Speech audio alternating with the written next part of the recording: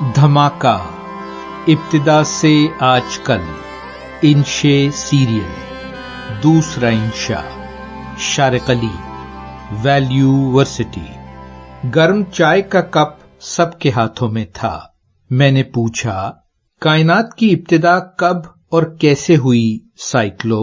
اپنی مخصوص super computer robotic آواز میں بولا، یہ بات تو کسی کو بھی معلوم نہیں کہ کائناتی زمان و مکان سے پہلے کیا تھا، لیکن کائنات کی ابتدا کے حوالے سے بیشتر سائنسدان سائنسی شہادتوں کی بنیاد پر جس نظریے سے اتفاق کرتے ہیں وہ بگ بینگ کہلاتا ہے۔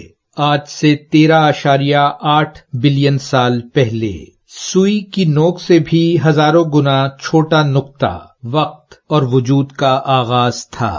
وہ نقطہ اس قدر گرم تھا کہ جس کا تصور بھی ممکن نہیں ہے۔ پھر اچانک ایک عظیم دھماکہ وقت اور کائنات میں موجود خلا اور تمام مادی صورتوں کا آغاز کرتا ہے۔ ایک سیکنڈ کے 1000ویں حصے میں ایٹم سے بھی چھوٹی کائنات ایک کہکشاں سے بھی زیادہ وسیع ہو جاتی ہے، اور یہ آج تک مسلسل پھیل رہی ہے۔ زن نے کہا، لیکن سائنسدانوں نے کائنات کی عمر کا اندازہ کیسے لگایا؟ جیک بولا، سائنسدانوں نے کائنات کے پھیلاؤ کی رفتار اور اس میں موجود مادے اور توانائی کو ناپنے کے بعد پیچھے کی سمت جاتے ہوئے اس کے آغاز کے متعلق حساب لگایا، جیسے کسی دھماکے کے بعد ہم اس کی بننے والی ویڈیو کو الٹا چلا کر دھماکے کی ابتدا تک کے وقت اور فاصلے کو ناپ سکتے ہیں۔ اتنا درست اندازہ کہ غلطی کا امکان ہے مگر بہت کم۔ ارے باتیں تو ہوتی ہی رہیں گی، چلیے میں آپ کو آپ کے کمرے تک چھوڑ آؤں۔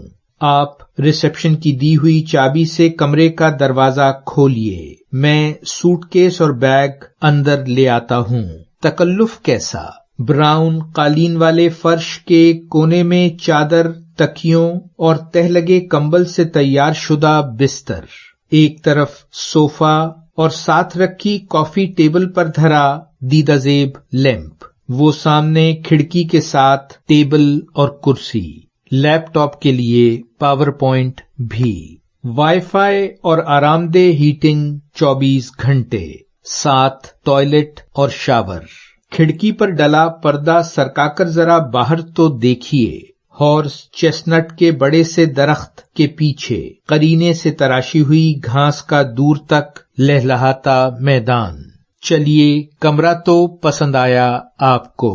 لمبی نیند لے کر جیٹ لیگ اتار لیجئے۔ ریسٹ روم میں سب سے تعارفی ملاقات تو ہو ہی گئی۔ اچھا اب میں چلتا ہوں۔ اپنے کمرے تک آتے آتے اور جب تک آنکھ نہ لگی ذہن سائیکلوں کی باتیں دہراتا رہا۔ 1920 میں ایڈون ہبل نامی ماہر فلکیات نے یہ انقلابی دریافت کی تھی کہ کائنات ساکت نہیں بلکہ مسلسل پھیل رہی ہے۔ 1998 میں جب ہبل اسپیس ٹیلیسکوپ ایجاد ہوا تو اس نے فلکیات کے علم میں دریافتوں کا انقلاب برپا کر دیا۔